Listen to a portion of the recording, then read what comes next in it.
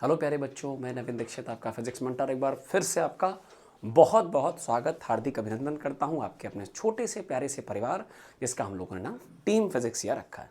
बच्चों, अपनी तरफ से सब्जेक्ट को इम्प्रूव करने में हम आपकी क्या मदद कर सकते हैं, बस यही प्रयास है मेरा। तो फिजिक्स जैसे सब्जेक्ट को नए पेपर पैटर्न के अनुसार अच्छे लेवल तक सीखने के लिए ये अत्यंत आवश्यक है कि हम जब भी प्रश्नों को पढ़ें तो प्रश्नों को पढ़ते पढ़ते उसकी एक इमेज बनती चली जाए। क्योंकि अगर बच्चों प्रश्न पढ़ने के बाद इमेज बन गई, क्वेश्चन रीडिंग के बाद इमेज फॉर्मेशन हो गया, एक चित्र बन गया दिमाग में, तो फिर उस चित्र के आधार पर हमारा मस्तिष्क पैटर्न पकड़कर डेटा इकट्ठा करके कॉन्सेप्ट लगाकर कैलकुलेशन करके सारे काम कर सकता है। So it is very mandatory, compulsory, needed कि हम जैसे ही प्रश्न पढ़ें, प्रश्न का सचित्र वर्णन हमारे दिमाग में आता जाए। और अगर ऐसा हो पाया तो प्रश्न को समझ लेना बेहतर तरीके से ही प्रश्न का करीब करीब सोल्यूशन है। क्योंकि समझते ही प्रश्न को आपको अंदर से रिस्पॉन्स आ जाएगा कि हम इसे कर पाएंगे, कैपेबल हैं या नहीं। उसके हिसाब से आप फिर अपना एक दृढ़ निश्चय बना पाओगे कि हाँ, इस क्वेश्चन में कूदना चाहिए कि नहीं कूदना चाहिए, टाइम इसका बचा लें कि या टाइम इसमें एंगेज करके इसको सॉल्व करके इसके आंसर्स, इसके मार्क्स डेवलप करें, है ना। तो बस मेरा बच्चों यही मानना है कि हम अपनी इस फिजिक्सिया चैनल पर जो सबसे पहली सीरीज चल रही है, लगभग 8-10 सेशन चलेंगे, उनमें से मैं मैकेनिक्स की बेसिक टर्मिनोलॉजी आपको पहले ही एक्सप्लेन कर चुका हूं। आप ध्यान से देखेंगे तो आपको 2 प्रीवियस लेक्चर्स मिल जाएंगे, और इस वीडियो के डिस्क्रिप्शन बॉक्स में भी अगर आप देखेंगे तो आपको उन दोनों वीडियोस के मैकेनिक्स की टर्मिनोलॉजी बेसिक 1, बेसिक 2 दोनों के आपको लिंक इसी वीडियो के डिस्क्रिप्शन बॉक्स में, आप चाहें तो देख सकते हैं, चैनल में भी पढ़ें। तो चैनल का हिस्सा बने, टर्मिनोलॉजी को समझें, फिजिक्स को और इंटरेस्टिंग तरीके से देखें, प्रैक्टिकल लाइफ से रिलेट करने की कोशिश करें। क्योंकि बच्चों, हम कितने भी बड़े हो जाएं, हमें ए फॉर एप्पल और बी फॉर बॉल जितनी आसानी से टीचर ने समझाया, उसने भी इस चीज़ की एक्सपेक्टेशन करी होगी, हमारे शिक्षकों ने, हमारे गुरुजनों ने भी इस चीज़ को एक्सपेक्ट किया होगा कि ए फॉर एप्पल तकरीबन सब बच्चों का देखा होता है। तो हमारे दिमाग में ए फॉर एप्पल की एक इमेज आ जाती है, बी फॉर बॉल, बॉल सबने लगभग बच्चों ने देखी होती है, तो बी फॉर बॉल की एक इमेज आ जाती। बस उसी प्रकार से जैसे मैं कहूं अगर हीट, जैसे मैं कहूं टेम्परेचर, जैसे मैं कहूं कंडक्शन, रेडिएशन, एडियाबैटिक प्रोसेस, तो शब्दों को पढ़ने के साथ साथ अगर आपके दिमाग में इमेज फॉर्मेशन होने लगा कि एडियाबैटिक का मतलब ऐसा प्रोसेस जिसमें पूरी तरीके से सिस्टम आइसोलेट करा गया है, सिस्टम में हीट के एक्सचेंज का कोई मौका नहीं है। आइसोबैरिक एक ऐसा सिस्टम डेवलप किया गया है जिसमें प्रेशर मेंटेन किया जा सके, बंद बोतल का ढक्कन, आइसोकोरिक सिस्टम। तो शब्दों को पढ़ने के साथ साथ अगर इमेज फॉर्मेशन हो पाए तो शायद हम शब्दों की टर्मिनोलॉजी को समझ पाएंगे, फिजिक्स को बेहतर तरीके से डील कर पाएंगे। और फिजिक्स में आपकी अभी स्थिति क्या है मैटर नहीं करती, बट मैं प्रॉमिस कर रहा हूँ चैनल से, परिवार से जुड़े रहने के साथ मैं अपनी तरफ से थोड़ा थोड़ा प्रोडक्टिव एफर्ट डालता जाऊँगा ताकि आपका सब्जेक्ट इंटरेस्ट डेवलप हो। And once you get the interest, एक बार आपको इंटरेस्ट आ गया तो आपको मेरी भी बहुत नीड नहीं होगी। जिस बच्चे को जिस सब्जेक्ट में इंटरेस्ट आ जाए वो खुद से सब कर लेगा। तो मेरा काम है इंटरेस्ट डेवलप करना, कैटलाइज करना। बाकी मैं कमिटेड हूं बेसिक लेवल से प्रतिस्पर्धा सीरीज के सबसे अच्छे सवालों तक हम लोग अपने सेशन को बढ़िया से निभाने की कोशिश करेंगे, बट आपका सहयोग अपेक्षित है। आपसे एक्सपेक्ट करता हूं कि आप चैनल का हिस्सा बने, चैनल से जुड़े, औरों को भी जोड़ें। राइट, चैनल का उद्देश्य ये होता है, चैनल मतलब लिंक, चेन बढ़ती चली जाए। अब आता हूं अपने आज के लेक्चर के मूल पॉइंट पर। आज हम हीट एंड थर्मोडायनेमिक्स की बेसिक टर्मिनोलॉजी समझेंगे। सबसे पहले बच्चों में चित्र के हिसाब से आपको डिस्कस कर दूं कि हीट एंड थर्मोडायनेमिक्स में सबसे पहला टर्म, सबसे पहला लेटर आता है हीट। तो हमारे पास ऊर्जा के कई प्रकार हैं, एनर्जी के बहुत सारे टाइप हैं। सुन रहे हैं तो सोनिक एनर्जी, राइट, हम देख पा रहे हैं लाइट एनर्जी, फोटो एनर्जी, हम अगर किसी मैग्नेट के आसपास दो मैग्नेट्स का इंटरेक्शन देख रहे हैं, मैग्नेटिक एनर्जी, स्प्रिंग खिंची है, इलास्टिक पोटेंशियल एनर्जी, पानी किसी हाइट से नीचे गिर रहा है तो पानी के लेवल डिफरेंस की वजह से पोटेंशियल एनर्जी, चलते पानी में काइनेटिक एनर्जी, घूमते पहिए में रोटेशनल काइनेटिक एनर्जी। उसी प्रकार एनर्जी के तमाम सारे स्वरूप में, कैंडल जल रही है, केमिकल एनर्जी। एनर्जी के तमाम सारे स्वरूप में एक फॉर्म है हीट का, है ना, आग का जलना, रेडिएटर से हीट निकलना, बर्नर पर हीट का जलना, तो ये सब हीट एनर्जी के डिफरेंट डिफरेंट फॉर्म है। तो मैं कहूँगा heat is basically a form of energy, और ये ऐसी एनर्जी है जिसको जूल या कैलोरी के टर्म्स में नापा जाता है। लेकिन किसी वस्तु के पास कितनी हीट है, इस बात का अंदाजा इसके अपने यूनिट्स जूल या कैलोरी के टर्म्स में किया जा सकता है। अब हम हीट का अपनी बॉडी के हिसाब से या किसी स्केल के हिसाब से कैसे अंदाजा लगाएंगे, ये हमें टेम्परेचर बताता है। मतलब किसी बॉडी के पास जो एनर्जी है, जलती बॉडी के पास, जलती आग के पास हीटर के पास, टोस्टर के पास, कैंडल की टिप के पास, वो एनर्जी हीट एनर्जी कहलाती है। और हीट का प्रभाव कैसा है, उसका थर्मल सेंसेशन कहता है कैसा है, वो हमें आभास कैसी हो रही, हम उस चीज़ का अंदाजा टेम्परेचर से लगाते हैं। तो हीट एक एनर्जी है और हीट का लेवल नापना, किस लेवल की हीट है, कम, अच्छी और अच्छी, ये आपकी टेम्परेचर स्केल आपकी मदद कर सकती है। टेम्परेचर में वैसे कई प्रकार की स्केल होती हैं, जैसे डिग्री सेल्सियस अलग अलग देशों के हिसाब से, डिग्री फ़ारेनहाइट, केल्विन, जब हम लोग चैप्टर के अंदर पढ़ते हैं अपनी क्लासेस में, ऑफलाइन ऑनलाइन में, तो डिग्री सेल्सियस में टेम्परेचर को नापना या डिग्री फ़ारेनहाइट में नापना या केल्विन में नापना, तीनों को आपस में कनेक्ट करना भी सिखाया जाता है एक फार्मूले के द्वारा। अभी फिलहाल ये समझना है कि जब भी कभी किसी हीट सोर्स के पास, हीट एनर्जी वाले सोर्स के पास हम टेम्परेचर नापने की कोई भी स्केल लाएंगे, तो टेम्परेचर की स्केल चाहे डिग्री सेल्सियस, चाहे फ़ारेनहाइट, चाहे केल्विन हो, उस पर बने खानों में जैसे जैसे पारा या मटेरियल चढ़ता चला जाएगा, हम समझ जाएंगे इसके पास उतने ही अच्छे लेवल की हीट है। तो हीट एक एनर्जी है और हीट का लेवल कम है कि ज़्यादा है, ये टेम्परेचर के द्वारा नापा जा सकता है। टेम्परेचर उसका मेजरमेंट कर सकता है, राइट। जैसे मैं कह सकता हूं कि जितनी ज़्यादा हाइट होगी उतनी ही अच्छी बॉडी के पास ग्रेविटेशनल पोटेंशियल एनर्जी होगी। तो बिल्कुल उसी प्रकार से यह भी कहना उचित है कि बॉडी का टेम्परेचर जितना हाई होगा, हम एक्सपेक्ट यही करते हैं कि बॉडी के पास उतना अच्छे अमाउंट में हीट होगी, राइट। तो दोनों अलग अलग शब्द हैं बट दोनों कनेक्टेड है। नेक्स्ट पॉइंट पर आते हैं बच्चों next point is specific heat. Specific का मतलब होता है विशिष्ट। विशिष्ट का मतलब हर वस्तु की एक विशिष्ट ऊष्मा है।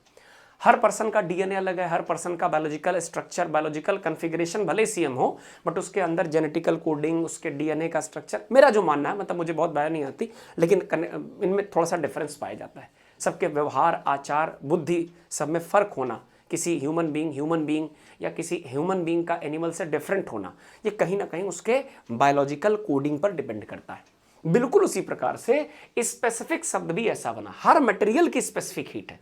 पानी की अलग स्पेसिफिक हीट है, कॉपर की अलग है, आयरन की अलग है। अब है क्या हिसाब? तो स्पेसिफिक हीट का मतलब एक ऐसी प्रॉपर्टी जो ये बता सके कि हीट होल्ड कितनी देर होगी, हीट को पकड़ के कैसे रखना है। जैसे वाटर की स्पेसिफिक हीट सबसे अच्छी होती है हमारे आसपास, प्रैक्टिकली प्लास्टिक हो, लोहा हो, कॉपर हो, कुछ भी हो, उनमें सबसे अच्छी स्पेसिफिक हीट अगर किसी मटेरियल की है तो पानी की है। वाटर की स्पेसिफिक हीट होती है 1 कैलोरी पर ग्राम डिग्री सेल्सियस। क्या मतलब है जनाब? कि अगर पानी के 1 ग्राम का टेम्परेचर आप 1 डिग्री सेल्सियस बढ़ाते हैं तो आपको पानी को 1 कैलोरी हीट देनी पड़ेगी। अब इसका फायदा, पानी के साथ विशिष्ट हीट, पानी की स्पेसिफिक हीट के अच्छे होने का मतलब है कि पानी को आप जब गर्म करोगे तो देर से गर्म होगा। हाई स्पेसिफिक हीट होने का मतलब देर से गर्म होगा बट देर तक गर्म रहेगा। And this is the reason कि जो कोस्टल एरिया होते हैं, समुद्र तटीय भाग होते हैं, नदी के किनारे के जो जलाश्रयों या एक्वेटिक बॉडीज के आसपास के रीजन होते हैं, वहाँ बहुत जल्दी टेम्परेचर वेरिएशन नहीं होता, क्योंकि पानी हीट को होल्ड कर लेता है। वो हीट को न जल्दी आने देता है, देर से गर्म होता है, और पानी हीट को रिलीज भी बहुत आराम से करता है। तो जो देर से गर्म होगा वो देर तक गर्म रहेगा। That's a simple point. तो स्पेसिफिक, अच्छा कॉपर की स्पेसिफिक हीट पानी की जस्ट आधी, मतलब कॉपर जल्दी गर्म होगा, स्पेसिफिक हीट कम है, और जल्दी ठंडा हो जाएगा। तो सरल शब्दों में स्पेसिफिक हीट का मतलब ऐसे समझिएगा। इसका कैलकुलेशन क्या है वो अलग बात है, वो आपको न्यूमेरिकल में देखने को मिलेगा। बट स्पेसिफिक हीट शब्द का सीधा सा मतलब है कि जो मटेरियल अच्छी स्पेसिफिक हीट का होगा, देर से गर्म होगा, देर तक गर्म रहेगा। जो मटेरियल पुअर स्पेसिफिक हीट का है वो जल्दी गर्म होगा और जल्दी से ठंडा हो जाएगा, जल्दी हीट इनटेक करेगा, जल्दी हीट आउट कर देगा। नेक्स्ट इस फोटो में आप देख सकते हैं हीट के ट्रांसफर के डिफरेंट वे दिखाए गए, thermal conduction, thermal radiation, thermal convection इत्यादि। इस पे एक सिंपल फोटो में बर्नर के ऊपर रखा पेन, जिसे एक आदमी ने पकड़ रखा है, उसमें भरा हुआ पानी हीट के द्वारा गर्म किया जा रहा है। हीट एनर्जी आ रही है, वाटर मॉलिक्यूल्स को मिल रही है, इनका टेम्परेचर बढ़ रहा है, ये सब भाग रहे हैं। अब इसमें कई सारी बातें एक साथ देखने को मिल रही कि जो सोर्स ऑफ हीट है, रेडिएटर हो या गैस का बर्नर हो, उससे पानी की पेंदी गर्म होगी। अब चूंकि ये कंटेनर स्टील का, लोहे का, एल्युमिनियम का, जिस किसी भी मेटल का बना हो, metals are very good conductor, तो हीट इस मटेरियल से होते हुए हत्थे तक भी जाएगी। मतलब पैन गर्म होगा तो हत्था भी गर्म होगा। तो हीट का मटेरियल में चलकर एक स्थान से दूसरे स्थान जाना, हीट का यूं चल कर जाना, ये कंडक्शन कहलाता है। हीट ट्रांसफर का ऐसा माध्यम, हीट के चलने का ऐसा तरीका जिसमें हीट चलने के लिए मटेरियल का सहारा ले और एक हिस्से से दूसरे हिस्से हत्थे तक जाए। आपने देखा होगा, इसलिए थर्मली इनको इंसुलेट किया जाता है, प्लास्टिक लगाते हैं, कपड़ा लगाकर पकड़ते हैं। तो हीट का एक स्थान से चलकर दूसरे स्थान तक जाना, ये कंडक्शन प्रोसेस कहलाता है। इसी प्रकार पेंदी के गर्म होने पर वाटर मॉलिक्यूल जो गर्म हो गए धीरे से बुलबुले बनाकर ऊपर उठते रहते हैं और उनकी खाली जगह पर नए वाटर मॉलिक्यूल आते हैं। मतलब पानी गर्म हुआ चला गया, फिर नया आया, गर्म हुआ फिर चला गया। ये खाने में बफर सिस्टम जैसा है, बफे सिस्टम जैसा, जैसे आइए प्लेट में खाना लीजिए जाइए, वैसे पेंदी पर आइए हीट लीजिए जाइए, आइए हीट लीजिए जाइए। ऐसा मूवमेंट होने से एक प्रकार की करंट्स बन जाती हैं जिसे हम लोग कन्वेक्शन करंट कहते हैं। और आओ हीट लेकर जाओ, ऐसे मेथड को हम लोग कन्वेक्शन कहते हैं। तो फर्क समझिएगा, कंडक्शन में बिना मटेरियल के चले पूरा स्टील मटेरियल अपनी जगह पर रहेगा, बस हीट उसमें से चलकर एक स्थान से दूसरे स्थान जाएगी। कन्वेक्शन में मॉलिक्यूल्स आएंगे हीट लेकर जाएंगे, और रेडिएशन में मॉलिक्यूल, मटेरियल, मीडियम, इनकी आवश्यकता ही नहीं होती है। सो रेडिएशन एक ऐसा तरीका है कि मीडियम है तो भी हीट सबसे होकर जाएगी, और मीडियम नहीं है तब भी हीट का इलेक्ट्रोमैग्नेटिक रेडिएशन के फॉर्म में सभी डायरेक्शन पर प्रसार होगा। जैसे अगर हम बात करें सन की, तो सन से आने वाला जो सोलर एनर्जी अमाउंट है वो हमारे अर्थ तक पहुंचने से पहले कई करोड़ किलोमीटर तक वैक्यूम में चलता है। उसमें आ रही हीट रेडिएशन प्रोसेस द्वारा ही आती है। फिर वो हमारी अर्थ के इन्वायरमेंट में जब एंट्री करता है तो उसे एयर मॉलिक्यूल्स मिलते हैं, ये इनसे भी होता हुआ तब कहीं जाकर हम तक पहुंचता है। राइट? तो कैटेगराइज कर दूं कि किसी बर्नर के ऊपर रखे पैन जिसमें पानी भरा, उससे हत्थे पकड़कर उसे गर्म करने पर पैन या बर्नर का गर्म होना पूरी तरीके से, मतलब आग यहां लगी है बट गर्मी यहां तक जाएगी, ये कंडक्शन से पॉसिबल है। पानी के मॉलिक्यूल बारी बारी से आएंगे, हीट लेकर जाएंगे और इस प्रकार से धीमे धीमे करके पूरा पानी गर्म हो जाएगा, ये कन्वेक्शन से पॉसिबल है। ये दोनों मीडियम ऐसे हैं, ये दोनों मेथड ऑफ हीट ट्रांसफर ऐसे हैं जिसमें मीडियम की नीड होती है। रेडिएशन एक ऐसा तरीका है जिसमें मीडियम है तो भी हीट चलकर जाएगी, नहीं है तो भी चलकर जाएगी। तो सरल शब्दों में जाड़ों में दूर से हाथ सेकना, आग तापना, ये सब रेडिएशन का खेल है। राइट? अगर वैक्यूम क्रिएट कर दिया जाए तब भी आंच लगेगी, और अगर एयर अवेलेबल है, हम सांस ले रहे हैं, स्वाभाविक सी बात है आसपास एयर अवेलेबल है, तब भी जाड़ों में अगर हाथ से आप तापने की कोशिश करोगे, आग तापोगे, आग सेंकोगे, तो जो एयर है वो मीडियम का काम करेगी। कन्वेक्शन का प्रभाव है, उससे भी हथेली पर आंच आएगी, और रेडिएशन के प्रभाव से तो पूरे शरीर पर आंच आएगी ही आएगी। राइट? नेक्स्ट पॉइंट पर चलते हैं बच्चों। Next is calorific value. Heat का एक बड़ा महत्वपूर्ण टर्म है, that is calorific value. Calorific value का मतलब है बच्चों, दरअसल हम किसी भी मटेरियल को खाकर पचाकर उससे कितनी एनर्जी इनटेक कर पा रहे हैं, ये इंडिकेट करने के लिए कैलोरीफिक वैल्यू का इस्तेमाल किया जाता है। जैसे एग्जांपल के तौर पर आप कोई भी बिस्किट का पैकेट ले, कोई भी एडिबल मटेरियल का पैकेट ले, उसके पीछे देखें तो कैलोरीफिक वैल्यू मेंशन की जाती है, जिसका मतलब है कि यदि इस मटेरियल को पूर्णतः जलाया जाए, इसको नापने के लिए कैलोरीमीटर या बॉम्ब कैलोरीमीटर इत्यादि का इस्तेमाल करते हैं, तो मटेरियल यानी बिस्किट को अगर जलाया जाए तो जलाने से जो हीट बनेगी, उस हीट से पानी को गर्म करने पर पानी का टेम्परेचर कितना बढ़ जाएगा, या उस जलने से जो हीट बनी है वो हीट कितने अमाउंट में है, अगर वो नाप ली जाए तो हमें उस मटेरियल की कैलोरीफिक वैल्यू मिल जाएगी। कोई मटेरियल कंज्यूम होने के बाद, बर्न होने के बाद, ऑक्सीडाइज होने के बाद कितनी हीट डेवलप कर सकता है, मैं रफ आइडिया बता रहा हूं, कितनी हीट डेवलप कर सकता है, पार्ले जी का पैकेट हमें कितनी एनर्जी दे सकता है, that is nearly calorific value. आप ऐसे समझिएगा। राइट? जैसे एग्जांपल के तौर पर यहाँ दिया गया है कि बायोगैस के अप्रॉक्सीमेशन, हालांकि यहाँ यूनिट्स का बहुत जिक्र नहीं है, तो बायोगैस में पर केजी या पर ग्राम के हिसाब से 35,000 से 40,000 कैलोरी के आसपास हीट बनती है। सीएनजी में 50,000 के आसपास हीट बनती है। कोल से इतनी बनती है। काऊ डंग, गाय के गोबर से उपले को जलाने से लगभग 6,000 से 8,000 कैलोरी के आसपास हीट बनती है। So this is calorific value table in approximation, कि इस मटेरियल को यदि बर्न करें तो उससे लगभग इतने कैलोरी या किलो कैलोरी हीट बनेगी, इस मटेरियल को जलाया जाए तो लगभग इतने कैलोरी या किलो कैलोरी हीट बनेगी। अब इसको नापते कैसे? उस हीट से पानी गर्म किया जाता है और पानी में टेम्परेचर के आधार पर Q बराबर ml या Q बराबर ms डेल्टा टी लगाकर उस हीट अमाउंट को नापते हैं। Next is very important term, that is phase change. Heat का बड़ा खेल है। असल में पानी एक ऐसा कह सकते हैं सब्सटेंस है जो तीनों फेजेस में रह सकता है। पानी को लिक्विड फॉर्म में देखोगे तो पानी जम गया तो बर्फ, और उड़ गया भाप बन गया तो गैसियस फॉर्म। तो पानी पर किए गए एक्सपेरिमेंट के आधार पर अगर हम पानी को हीट देते जाएं और फिर देखें कि उसमें क्या क्या परिवर्तन हो रहे हैं, तो फिजिकली अवस्था का बदलना, भौतिक अवस्था का परिवर्तन ही फेस चेंज के रूप में देखा जाता है। इट इज फेस चेंज बेटा,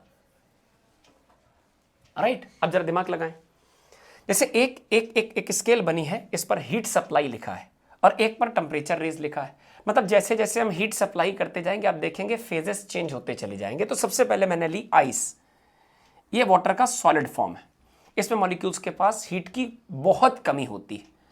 इनको जैसे ही आप हीट सप्लाई करोगे, इसे जैसे ही आंच दिखाओगे, तो तुरंत इन मॉलिक्यूल्स के वाइब्रेशन बढ़ेंगे, एनर्जी एब्जॉर्ब करके ये अपने फेज को सॉलिड से लिक्विड में ले जाएंगे, यानी बर्फ पिघलकर पानी बन जाएगा। इस दरमियान आपने जो हीट दी है, इस हीट को कहते हैं हिडन हीट, छुपी हुई हीट। इसे अंग्रेजी भाषा में हिडन हीट कह सकते हैं, भौतिक विज्ञान की भाषा में लेटेंट हीट कहते हैं। नेक्स्ट, अब जब पानी को गर्म किया जाएगा, अभी मैं टेम्परेचर चेंज की बात नहीं कर रहा हूं, अब जब पानी को गर्म करोगे तो खौलकर भाप बन जाएगा। तो पानी का खौलकर भाप बनना, लिक्विड फॉर्म से गैसियस फॉर्म में जाना, यह भी फेस चेंज कहलाता है। अब सीखने वाली बात क्या है, यहीं पर आप दो प्रकार की हीट भी समझ सकते हैं, स्पेसिफिक हीट और लेटेंट हीट। वो क्या है कि आइस किसी की भी टेम्परेचर की हो, बट आइस पिघलेगी तभी जब 0 डिग्री सेल्सियस का टेम्परेचर हो। जैसे मान लीजिए आइस किसी बहुत पहाड़ी एरिया में, ठंडे एरिया में, ऐसे माउंटेन एरिया में जहां नेगेटिव में टेम्परेचर रहता है, तो मान लीजिए आइस नेगेटिव टेम्परेचर पर है, तो पहले हीट मिलने पर आइस अपने टेम्परेचर को नेगेटिव से बढ़ाकर 0 लेवल तक लाएगी। जब आइस 0 पर आएगी और फिर भी अगर तुम हीट सप्लाई करते रहे, तो अब ये आइस मेल्ट हो जाएगी। बट मेल्ट होने से 0 डिग्री की आइस के तत्काल पिघलने से 0 डिग्री का ठंडा ठंडा पानी बनेगा। अब इस पानी को गर्म करके आप खौलाते जाओ, खौलाते जाओ, खौलाते जाओ, जब ये पानी खौलते खौलते 100 डिग्री सेल्सियस के आसपास पहुंच जाएगा, अब ये पानी धीमे धीमे बुलबुले के रूप में उठना शुरू होगा और भाप बनता चला जाएगा। तो 100 डिग्री के पानी को अगर आप अभी भी गर्मी देते चले जाओ, तो अब इसका जनाब टेम्परेचर नहीं बढ़ेगा कि 100 है 100 ही रहेगा, बट अब ये वेपर यानी गैसियस फॉर्म में कन्वर्ट होता जाएगा। अब यहां दो बातें ध्यान देने लायक है। अगर हमने आइस का टेम्परेचर नेगेटिव से 0 लेवल तक पहुंचाया, तो इसके लिए जो हम हीट देंगे वो टेम्परेचर चेंज के लिए सप्लाई की गई हीट है, and that is Q is equal to ms delta T. इसका मतलब है Q बराबर ms डेल्टा टी। और इसी प्रकार से जब टेम्परेचर बढ़ जाए और फिर ऑब्जेक्ट आपका फेस चेंज करे, सॉलिड से लिक्विड में चला जाए, आइस से वाटर बन जाए, ऐसे प्रोसेस के दौरान जो हम हीट सप्लाई करते हैं, दैट इज लेटेंट हीट। अब लेटेंट हीट दो फिर समझिएगा, temperature change Q is equal to ms delta T और phase change Q is equal to ml। अब जरा समझिएगा, जब जब टेम्परेचर चेंज होगा तब तब टेम्परेचर चेंज वाला हीट लगेगा, और जब जब सॉलिड से लिक्विड, लिक्विड से गैस, फेस चेंज होगा तो लेटेंट हीट का जिक्र आएगा। सो मैं कह सकता हूं कि टेम्परेचर वेरिएशन यानी टेम्परेचर अप डाउन के लिए रिस्पॉन्सिबल है Q is equal to ms delta T, और सॉलिड से लिक्विड, लिक्विड से गैस, इन सभी चीजों के लिए अर्थात फेज चेंज के लिए रिस्पॉन्सिबल है Q is equal to ml। याद करिए, S स्पेसिफिक हीट है जो हर मटेरियल की स्पेशल प्रॉपर्टी है, जो बताती है कि मटेरियल कितनी देर तक हीट को होल्ड करके रखेगा, और L for the latent heat है। लेटेंट हीट ये बताता है कि मटेरियल फेस चेंज कैसे करेगा, कितनी। जैसे मैं एक छोटा सा एग्जांपल देता हूं, आइस की latent heat of fusion 80 calorie पर ग्राम है। मीनिंग समझिएगा इस बात का, बड़ा अच्छा लगेगा आपको। This is latent heat of fusion, बर्फ के पिघलने की गुप्त ऊष्मा, लेटेंट हीट 80 कैलोरी पर ग्राम। इसका मतलब अगर आप 1 ग्राम बर्फ को केवल पिघलाना चाहते हैं तो आपको 80 कैलोरी हीट देनी पड़ेगी। नेक्स्ट और अंतिम पॉइंट पर आते हैं बच्चों, these are different thermodynamic process. Thermodynamic का मतलब ऐसा प्रोसेस जिसमें प्रेशर, वॉल्यूम और टेम्परेचर की डीलिंग हो। प्रेशर, वॉल्यूम और टेम्परेचर, तापमान की डीलिंग हो, वो सारे प्रोसेस थर्मोडायनेमिक प्रोसेस कहलाते हैं। बहुत डिटेल में पढ़ेंगे, बट पहले फोटो बनाते हैं। जैसे एक छोटी सी बात समझिएगा, आपने देखा होगा कई सारे चाय वाले, है ना, वो क्या करते हैं, चाय के पैन को नीचे से बर्नर जलाकर हल्की आंच में खौलने देते हैं और चाय बांटते भी रहते हैं। ऐसा होने से बर्नर जलने से हीट आ रही है और हीट धीरे धीरे एटमॉस्फेयर में रिलीज होती जा रही है, बट चाय मस्त गुनगुनी और गर्म बनी हुई है। इसका मतलब चाय का जो टेम्परेचर है वो कांस्टेंट रखने की कोशिश की जा रही है। चाहे अगर 80-90 डिग्री 100 डिग्री पर है तो नीचे से आग जलाकर इसके टेम्परेचर को मेंटेन करने की कोशिश की जा रही है। और ऐसा प्रोसेस जिसमें टेम्परेचर मेंटेन किया जाए, कांस्टेंट रखने की कोशिश की जाए, उसका नाम होता है आइसो मतलब सेम, थर्मल मतलब टेम्परेचर वाला प्रोसेस, आइसोथर्मल प्रोसेस, राइट।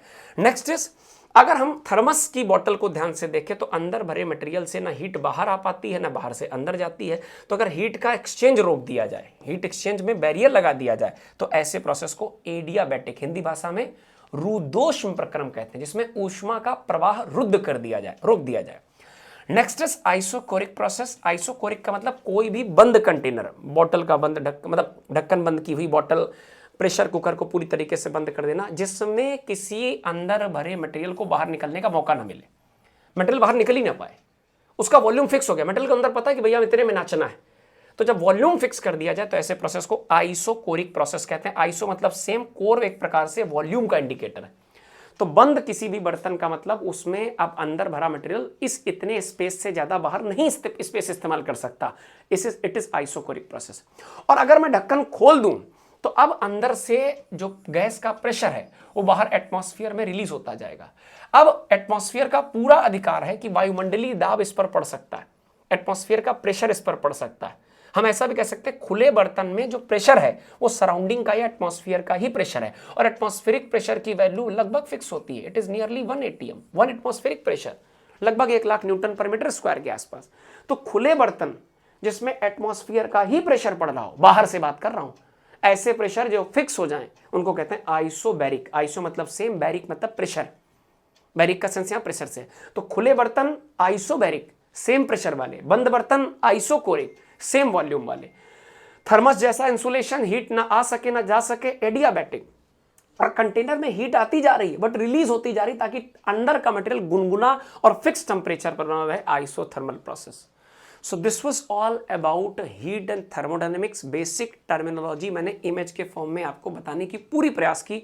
फिर भी बच्चों अगर कोई आपको कमी डाउट लगे, please leave a comment gently in the chat box. आप कमेंट बॉक्स पे कमेंट छोड़िए, मैं प्रॉमिस करता हूँ, मैं बाध्य हूँ, मेरा धर्म यही है, मैं आपको उस कमेंट पर काम करके दूंगा। बस आप चैनल से कनेक्ट रहें, इसी प्रकार जुड़े रहें, और पिछले 2 लेक्चर डिस्क्रिप्शन बॉक्स में पढ़ें, कंप्लीट कर लीजिएगा। अगला लेक्चर जो आएगा वो होप सो आपके 11th के फर्स्ट पेपर के बचे हुए कंटेंट या लगभग 2 पार्ट्स में आएगा, जैसे फ्लूइड है, सरफेस टेंशन है, इलास्टिसिटी है, इन सब की टर्मिनोलॉजी, प्रॉपर्टीज ऑफ मटेरियल की टर्मिनोलॉजी पर आपका अगला लेक्चर आने वाला है। धन्यवाद।